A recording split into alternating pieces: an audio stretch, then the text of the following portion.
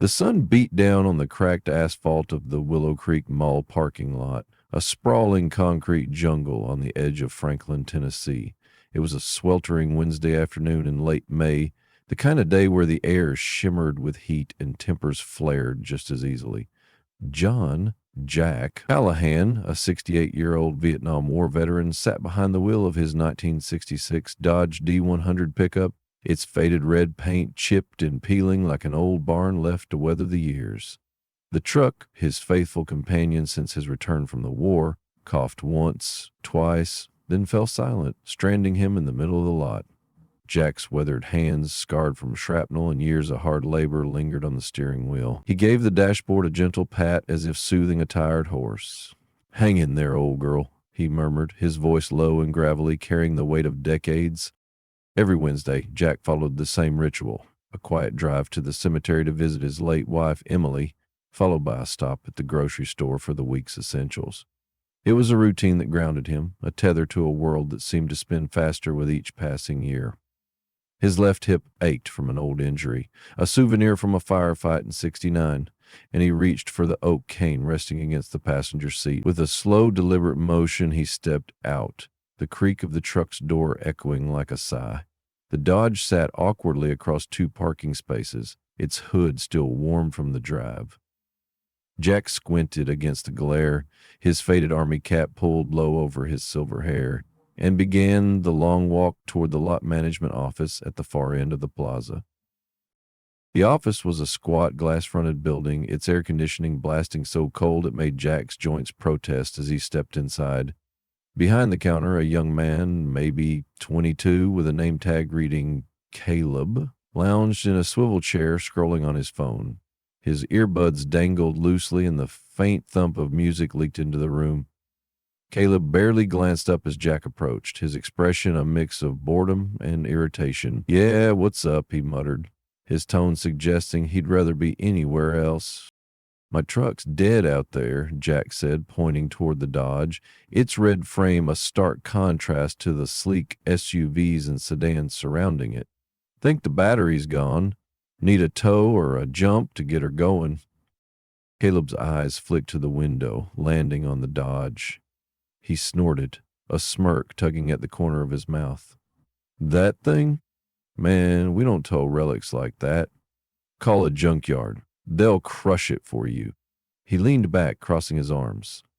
"It's taken up space for actual customers." Jack's grip tightened slightly on his cane, but his face remained calm, his blue eyes steady. He'd face worse than a punk with a phone. Mortar fire, ambushes, nights in the jungle with nothing but a rifle and a prayer. "She won't move," he said evenly. "That's why I'm here. Just need a jump, maybe a call to AAA." Caleb stood now, his lanky frame unfolding as he gestured toward the lot. "Look, Pops, that heap's an eyesore. Park it somewhere else or we'll tow it, and you're footing the bill." His voice carried a smug edge, as if he enjoyed the power of the moment. Outside, a couple in matching athleisure outfits paused to gawk at the Dodge, the woman whispering something to her partner as they shook their heads. A man in a tailored suit, briefcase swinging, made a point of stepping around the truck, muttering, "Piece of junk," loud enough for Jack to hear through the open door. Jack tried again, his voice steady but firm. "Son, I just need a hand. A jump'll do it. I'm not here to cause trouble." Caleb rolled his eyes, his patience gone. "Not my problem, old man. That truck's older than my grandpa and it's blocking prime spots. Move it or we're calling enforcement." He turned back to his phone, dismissing Jack, as if he were a fly buzzing too close. From across the lot, laughter spilled out of a trendy coffee shop, its patio crowded with 20-somethings sipping overpriced lattes. A group of teenagers, 5 of them, dressed in ripped jeans and graphic tees, had gathered near Jack's truck. One girl, her hair streaked with electric blue, held up her phone, filming as she narrated in a mocking tone. "Yo, check out this dinosaur in the lot. Bet it hasn't moved since the moon landing." Her friends cackled, one of them tossing an empty soda can toward the truck. It clattered against the tailgate, rolling to a stop at Jack's feet as he made his way back from the office. Jack didn't react. He'd learned long ago to pick his battles, and this wasn't one worth fighting. Not yet. He settled onto the tailgate, his cane resting across his knees, and folded his hands. The sun bore down, relentless, turning the truck's metal into a searing griddle. But Jack stayed put. His army cap cast a shadow over his face, hiding the faint lines of pain from his hip. He watched the world move around him, cars circling for spaces, shoppers hurrying past, their arms loaded with bags from boutiques and big-box stores. The teenagers lingered, their laughter growing louder as the girl with blue hair zoomed in on Jack for her video. "Grandpa's guarding his junker like it's Fort Knox," she said, her voice dripping with sarcasm. "This is going viral, y'all." The parking lot buzzed with the chaos of midday commerce. A minivan honked as it swerved around the Dodge, the driver leaning out to yell, "Get that scrap heap out of here!" Jack nodded politely, as if the man had offered a friendly greeting. Another driver, a woman in a gleaming white Tesla, slowed to glare at the truck before speeding off, her tires squealing in frustration. Caleb, still visible through the office window, was now on the phone, gesturing animatedly, likely calling his supervisor or parking enforcement. Jack didn't move. He'd waited out worse. Monsoon rains in Da Nang, sleepless nights in VA hospitals, the long years after Emily's passing. Waiting was something he knew how to do. The heat climbed higher, the asphalt radiating waves that distorted the air. Jack shifted his weight to ease the ache in his hip, his fingers brushing the worn leather of his wallet in his pocket. Inside was a photo of Emily taken in '65, her smile as bright as the Tennessee sun. He didn't need to look at it to see her face. The truck had been theirs, bought with his first paycheck after coming home, a symbol of the life they'd planned together. It had carried them to their first house, hauled furniture for their kids, and, after Emily's diagnosis, driven her to countless appointments. Now, it was all he had left of those days. He wasn't about to let it go without a fight. As the minutes ticked by, the crowd's disdain grew bolder. A man in a golf shirt, his face red from the heat, shouted, "This ain't a museum, buddy. Move your rust bucket." The teenagers, now bored of filming, tossed another can, this one bouncing off the truck's hood with a dull thud. The girl with blue hair laughed, uploading her video with a caption Jack would never see, "Boomer junk, parking fail." Caleb emerged from the office, trailed by a supervisor, a middle-aged woman with a clipboard and a no-nonsense frown. She marched toward Jack, her heels clicking on the pavement. "Sir," she began, her voice clipped but professional, "your vehicle is causing a disturbance. We need it moved immediately, or we'll have no choice but to tow it at your expense." Jack looked up, his eyes meeting hers. "Ma'am, I'd move it if I could. Battery's dead. Just waiting on help."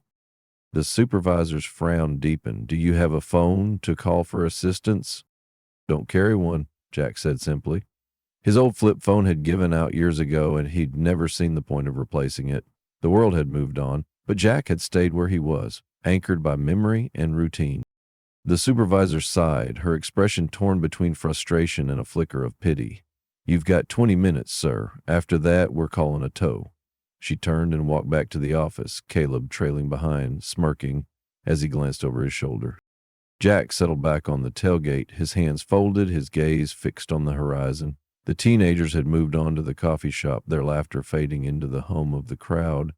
The lot grew busier, cars jockeying for spaces, their drivers casting irritated glances at the Dodge. Jack remained still, a quiet island in the storm of impatience around him. He didn't know what would happen next, but he'd learned long ago that some things were worth standing for, even when the world told you to move. The Willow Creek Mall parking lot had become a battlefield of impatience, the air thick with the heat of a Tennessee summer and the sharp sting of indifference. John Jack Callahan sat on the tailgate of his 1966 Dodge D100, his weathered army cap shielding his eyes from the merciless sun. The ache in his hip pulsed with every heartbeat, a reminder of shrapnel buried deep from a long-ago war.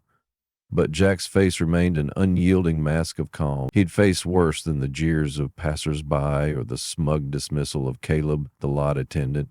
In the jungles of Vietnam, he'd learned to wait, through ambushes, through the screams of the wounded, through nights when hope seemed as distant as the stars. Now, at 68, he waited again, his hands folded, his cane resting across his knees, The red Dodge behind him, a silent testament to a life of duty. The crowd's disdain had grown sharper as the afternoon wore on. A man in a pickup truck leaned on his horn, shouting, "Move that relic, old man." A woman with a stroller muttered about selfish boomers as she navigated around the Dodge, her toddler staring curiously at Jack. The teenagers from the coffee shop had returned, their phones still out. The girl with electric blue hair now live streaming with a mocking grin. "Still here, huh? Guarding the junkyard special?" she taunted, her voice cutting through the hum of the lot. Jack didn't flinch. He'd heard worse from drill sergeants, from enemies in the dark. His silence was his armor, forged in years of carrying burdens too heavy for words. An hour had passed since the supervisor's ultimatum, and the threat of a tow loomed closer. Caleb stood at the office window, arms crossed, watching Jack with a mix of irritation and unease. The supervisor had called parking enforcement, and a tow truck's distant rumble could be heard approaching from the edge of Franklin. Jack's fingers brushed the worn leather of his wallet, where Emily's photo lay tucked against his heart. The Dodge wasn't just metal and rust. It was the truck that had carried them through their first dance, their first fight, their last goodbye. It had been with him when he drove her to chemo, her hand frail but warm in his. To let it go now felt like betraying her memory. And Jack Callahan didn't betray those he loved. Then a low, unmistakable growl cut through the chaos of the lot, a sound that made Jack's spine straighten, his eyes narrowing with recognition. It was the deep, throaty hum of military engines, a sound that carried the weight of memory, convoys rolling through mud, choppers grounded by monsoons, men depending on each other to survive. Heads turned as 4 vehicles emerged from the mall's entrance, moving with the precision of a well-oiled machine. 2 black Chevy Tahoes with tinted windows and government plates led the way, followed by a rugged Humvee, its desert tan paint gleaming under the sun. Behind it rolled a sleek staff car, a small American flag fluttering from its antenna, bearing the unmistakable insignia of a 4-star general. The convoy sliced through the civilian traffic, ignoring painted lines and parking rules, coming to a halt in a tight semicircle around Jack's Dodge. Shoppers froze, their bags forgotten. The teenagers lowered their phones, their bravado replaced by wide-eyed curiosity. Caleb and the supervisor stepped out of the office, their mouths agape. From the lead Tahoe, 2 soldiers in crisp dress uniforms emerged, their eyes scanning the lot with the alertness of men who'd seen combat. They flanked the staff car as its rear door opened, revealing a figure whose presence commanded silence. General William T. Hargrove, his uniform adorned with ribbons that told of wars fought and lives saved, stepped onto the asphalt. At 62, his face was lined but unyielding, his posture as sharp as the day he'd earned his first star. His gray eyes locked onto Jack, and a flicker of something, recognition, respect, maybe even gratitude, passed across his face. He raised a hand, pointing directly at the Dodge. "That's the truck," he said, his voice carrying the authority of a man who'd led battalions. "Where's Sergeant Callahan?" Jack rose slowly, his hip protesting, and offered a salute as crisp as it had been 50 years ago. "Right here, sir," he said, his voice steady despite the weight of the moment. The general returned the salute, his hand lingering a moment longer than protocol required. The crowd, now silent, watched as Hargrove approached, his aides trailing like shadows. The girl with blue hair, her phone still recording, whispered to her friend, "Who is this guy?" Hargrove turned to the supervisor and Caleb, who stood frozen near the office. "This man," he said, his voice cutting through the stillness, "drove that truck through hell to save lives.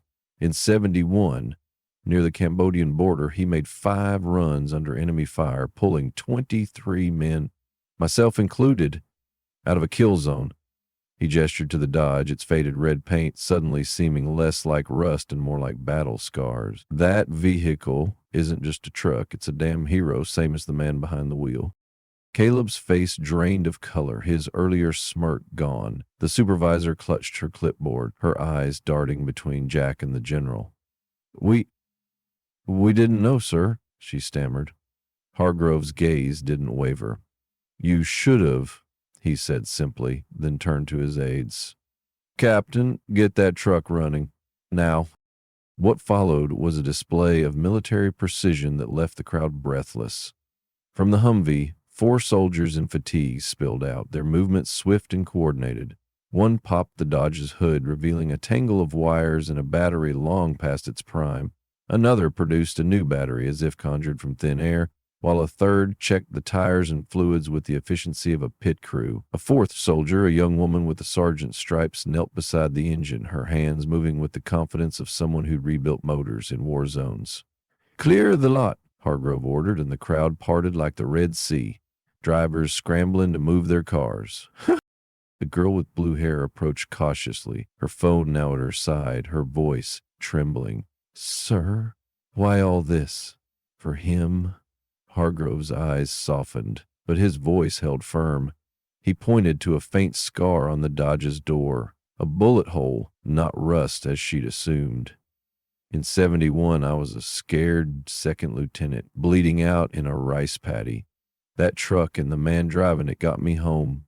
He drove through mortar fire, through roads we were told were suicide, to save 23 of us. 5 runs, no sleep, no backup.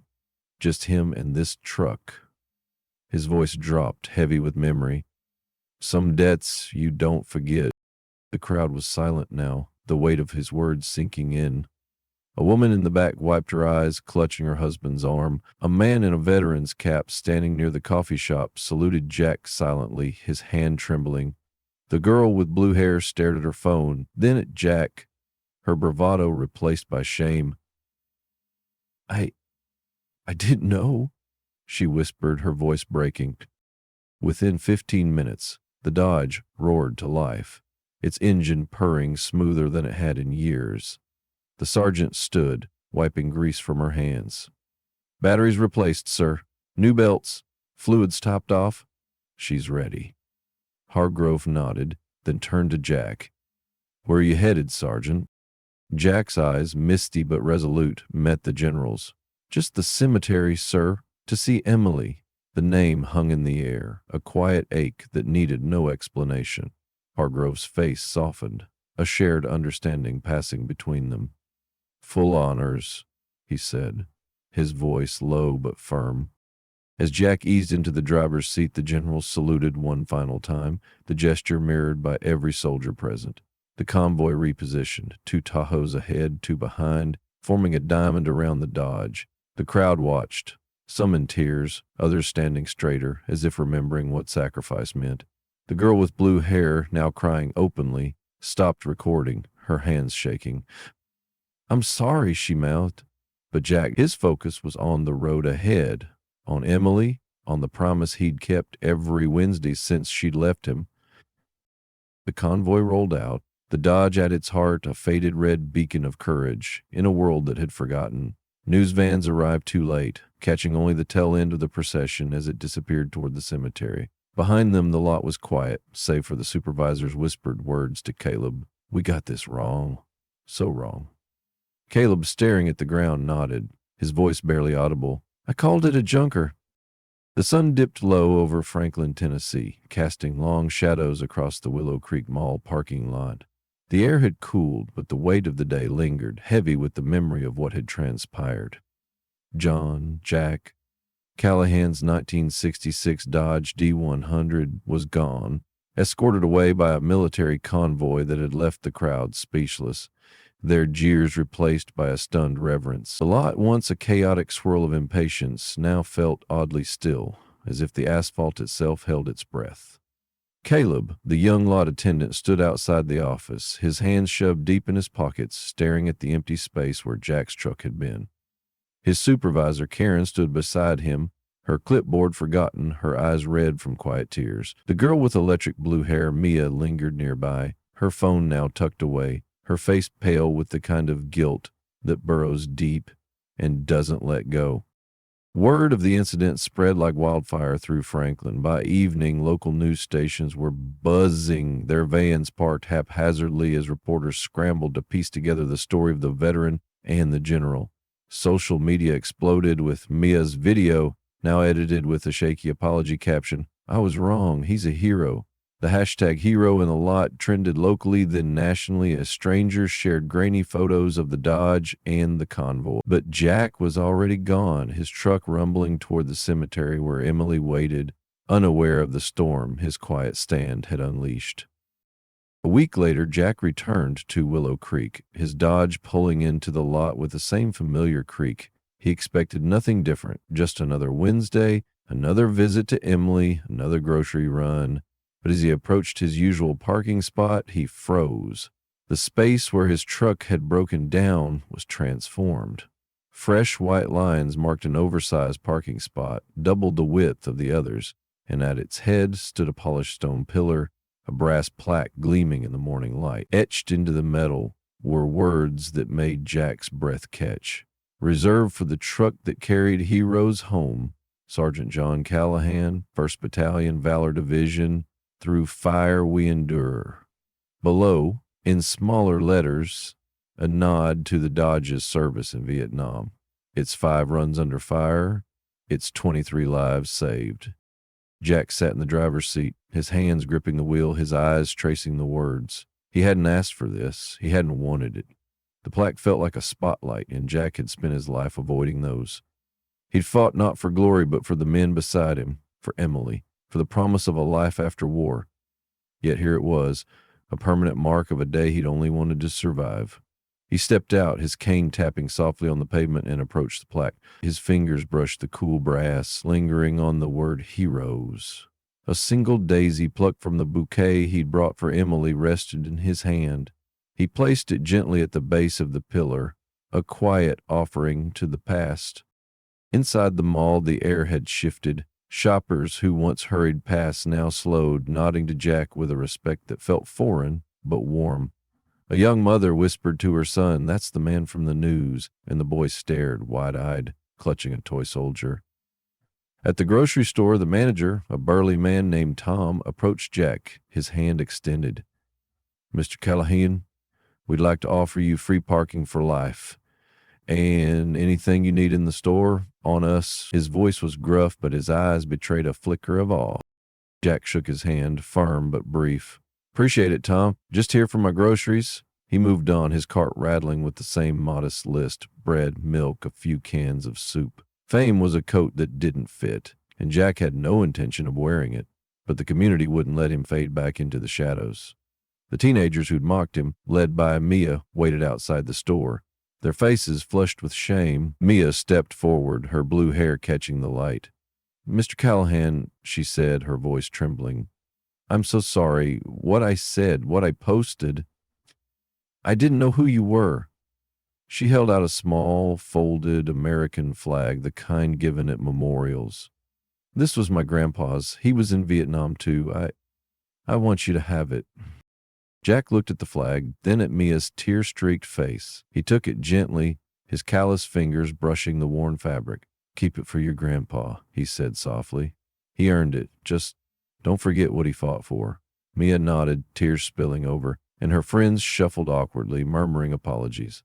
Jack gave them a nod, the kind that said more than words could, and walked back to his truck. The plaque wasn't the only change. On the mall's back wall, where graffiti once sprawled, a mural had appeared overnight. Painted by a local artist, a veteran named Javier, it depicted the Dodge tearing through a monsoon-soaked jungle, its red paint vivid against a backdrop of shadow and fire. Above it, in bold script, read, "Some trucks carry more than cargo." Shoppers stopped to take photos, their voices hushed with reverence. Caleb, who'd called the Dodge a junker, now volunteered to check its fluids every Sunday, his toolbox a silent apology. "No charge, sir," he'd say, his voice low with respect. Jack would nod, never lingering, never speaking of the day that had changed everything.